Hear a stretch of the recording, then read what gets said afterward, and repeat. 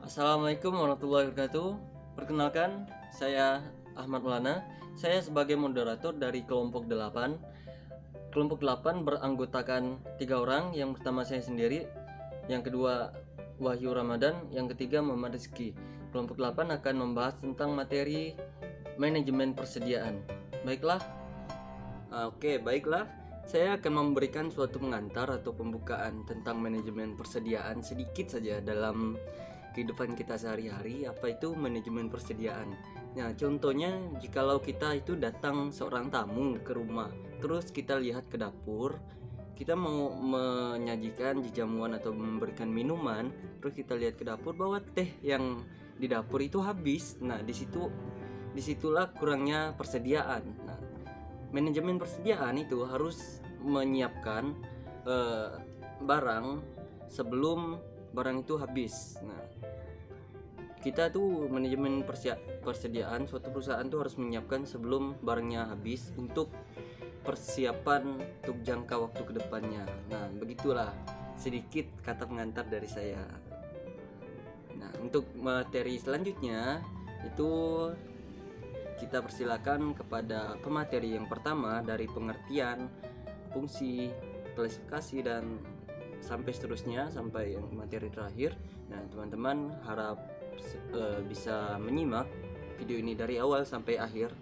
Baiklah, kita mulai saja pembahasan materi yang pertama yang dimulai oleh Muhammad Rizky. Kepada Muhammad Rizky kita persilakan. Bismillahirrahmanirrahim. Assalamualaikum warahmatullahi wabarakatuh. Terima kasih kepada moderator yang memberi kepada saya kesempatan untuk menjelaskan tentang manajemen persediaan. Langsung saja kita masuk. Yang pertama yakni pengertian manajemen persediaan. Manajemen persediaan adalah persediaan bahan atau barang yang disimpan yang akan digunakan untuk memenuhi tujuan tertentu. Persediaan dapat berupa bahan mentah, bahan pembantu, barang dalam proses, barang jadi ataupun suku cadang.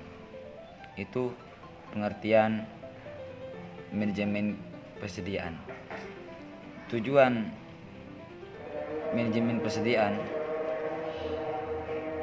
adalah jadi manajemen persediaan itu memiliki tujuannya berupa mengendalikan persediaan agar selalu dapat melayani kebutuhan bahan atau barang dengan tepat dan dengan biaya yang rendah. Selanjutnya fungsi persediaan. Jadi persediaan di sini juga ada fungsinya. Yang pertama, menghilangkan risiko keterlambatan pengiriman bahan baku atau barang yang dibutuhkan perusahaan. Yang kedua, menghilangkan risiko jika material yang dipesan tidak baik sehingga harus dikembalikan. Yang ketiga, menghilangkan risiko terhadap kenaikan harga barang atau inflasi. Yang keempat, untuk menyimpan bahan baku yang dihasilkan secara musiman sehingga perusahaan tidak akan kesulitan bila bahan tersebut tidak tersedia di pasar. Selanjutnya yang kelima, mendapatkan keuntungan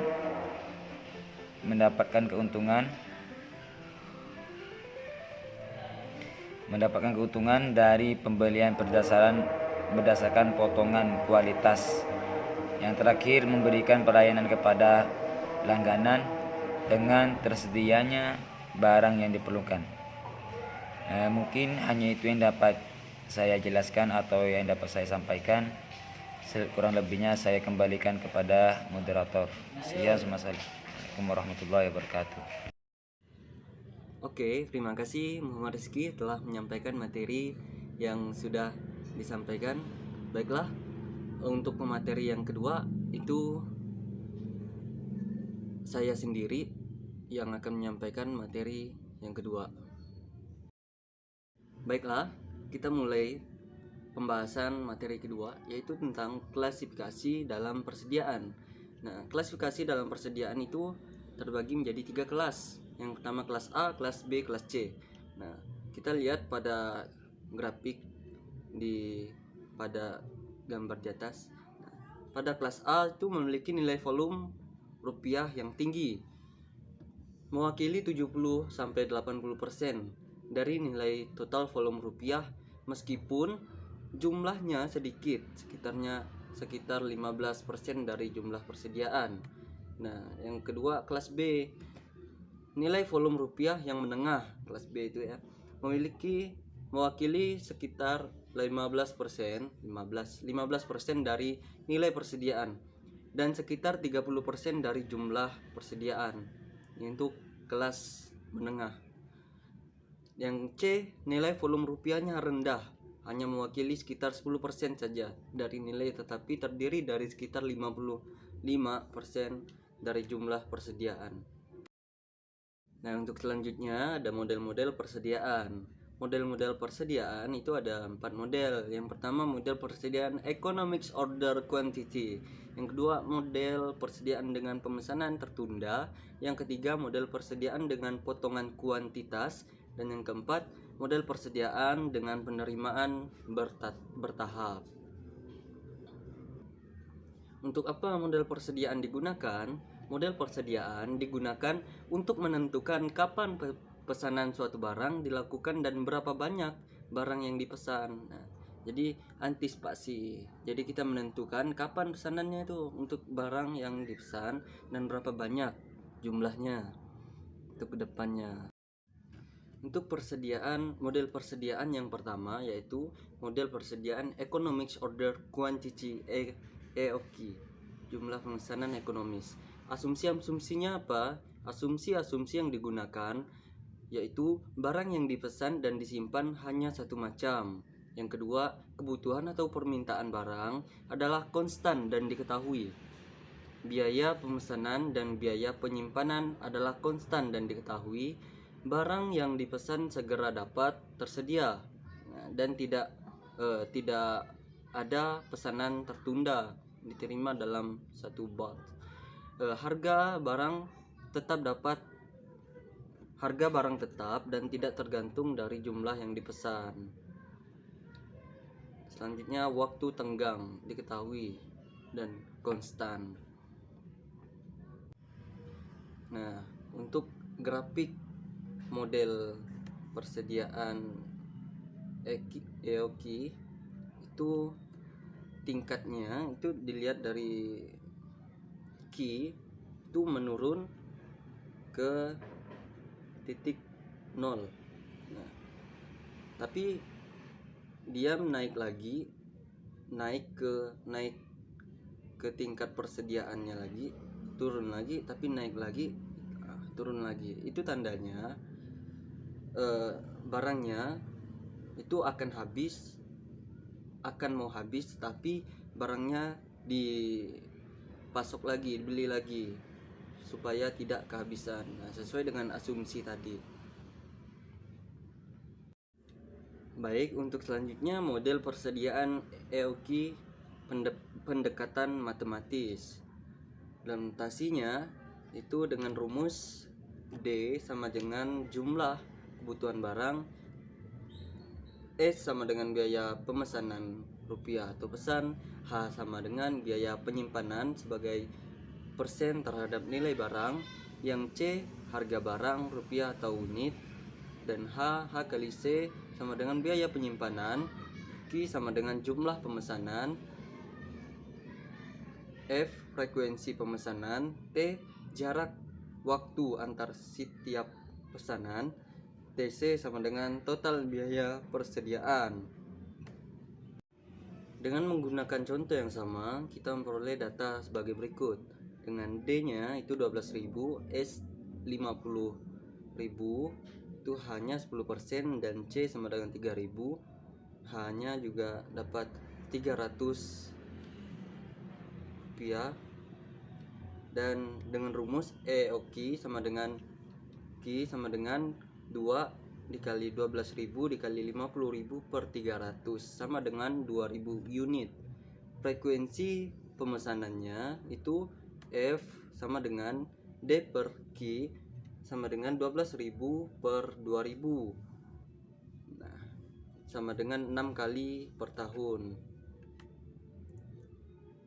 Untuk selanjutnya ada model persediaan dengan pemesanan tertunda atau back order. Kita lihat ini ada grafik juga, ini tingkat persediaannya. Nah, di dalam grafik itu Q melambangkan jumlah setiap pemesanan, B sama dengan on hand inventory yang menunjukkan jumlah persediaan pada setiap awal siklus persediaan. Yang ketiga, Q dikurang Q min B sama dengan pesanan tertunda, yaitu jumlah barang yang dipesan tetapi belum dipenuhi, back order. Nah, asumsinya jika perusahaan tidak bisa melayani permintaan karena tidak ada persediaan, maka perusahaan akan menanggung beban biaya kekurangan persediaan. Untuk selanjutnya ada model persediaan dengan potongan kuantitas, quantity discount. Dalam pembelian barang yang menggunakan potongan kuantitas, quantity discount, harga barang akan bervariasi menurut jumlah barang yang dibeli. Total biaya sama dengan biaya pemesanan ditambah biaya penyimpanan ditambah biaya pembelian, atau dengan rumus TC sama dengan D per Q kali S ditambah Q per H dikali Q per 2 dikali H ditambah DC. Prosedur penyelesaian. Yang pertama, hitung EOQ pada harga terendah. Bila EOQ visible memenuhi persyaratan potongan kuantitas, maka kuantitas tersebut merupakan pesanan yang optimal. Yang kedua, bila EOQ tidak visible, hitung biaya total pada kuantitas terendah pada harga tersebut. Yang ketiga, hitung EOQ pada harga terendah berikut. Bila visible, hitung biaya totalnya. Kuantitas optimal adalah salah satu dari kuantitas yang telah dihitung dan mempunyai biaya total terendah. Apabila langkah 3 masih tidak visible, ulangi langkah pertama dan kedua sampai memperoleh EOQ yang visible atau perhitungan tidak mungkin dilanjutkan. Baiklah, untuk pemateri kedua hanya itu saja, dan untuk materi selanjutnya itu akan dijelaskan oleh Wahyu Ramadan. Pada Wahyu Ramadan dipersilakan. Baik, terima kasih kepada moderator yang telah memberikan saya kesempatan untuk menjelaskan tentang waktu tenggang, persediaan pengamanan dan titik pemesanan ulang. Waktu tenggang. Perbedaan waktu antara waktu pemesanan sampai saat barang tiba atau siap dipakai. Persediaan pengaman. Persediaan yang dicadangkan untuk kebutuhan selama menunggu barang datang. Berfungsi untuk melindungi atau menjaga kemungkinan terjadi kekurangan bahan. Titik pemesanan ulang. Titik di mana harus diadakan pemesanan kembali sedemikian rupa sehingga kedatangan atau penerimaan bahan baku yang dipesan adalah tepat waktu, di mana persediaan di atas persediaan pangan sama dengan 0. Yang selanjutnya ialah just in time. JIT adalah suatu konsep pengaturan penyediaan bahan baku atau barang agar lebih efisien dan efektif.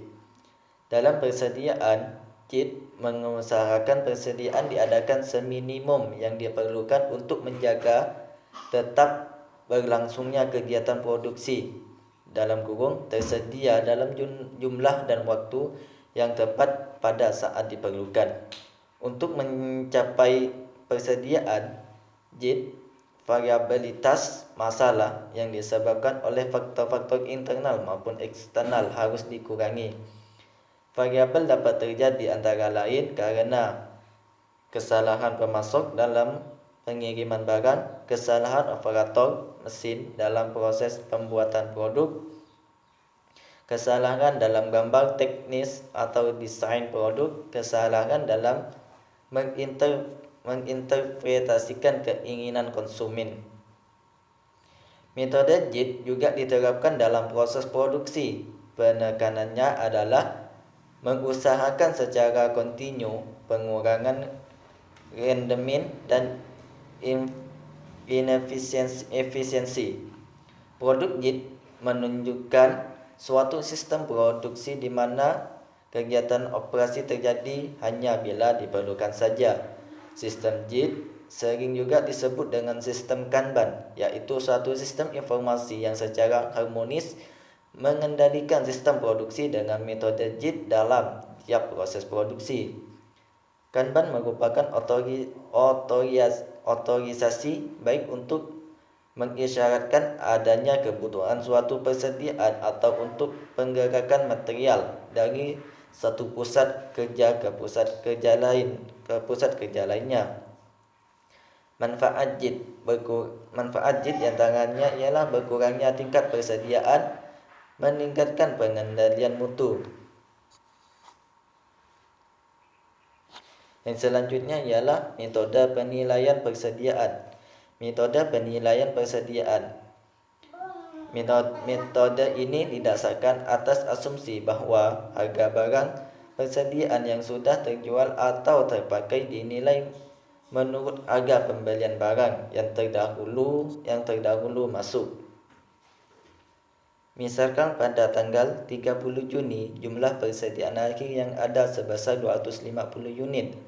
Berarti jumlah bahan baku yang dipakai adalah 750 unit. Harga pokok bahan baku yang terpakai dapat dihitung sebagai berikut. 300 unit EP 1000 sama dengan 300.000. 400 unit EP 1100 sama dengan EP 440.000. Sedangkan 50 unit EP 1200 sama dengan EP 60. 750 unit sama dengan EP 800.000 unit. Nilai persediaan akhir 100 unit EP 120 dikurang sama dengan 120.000. 150 unit EP 1200 sama dengan EP 180.000. 200 unit sama dengan EP 300.000, atau nilai persediaan akhir nilai total persediaan dikurangi nilai persediaan terpakai. Mungkin cuma itu yang dapat saya sampaikan. Saya kembalikan kepada moderator. Nah, baiklah. Mungkin hanya itu yang dapat kami presentasikan pada video kali ini. Kurang lebihnya kami mohon maaf. Saya sebagai moderator mengundurkan diri. Wabillahi taufiq wal hidayah. Wassalamualaikum warahmatullahi wabarakatuh.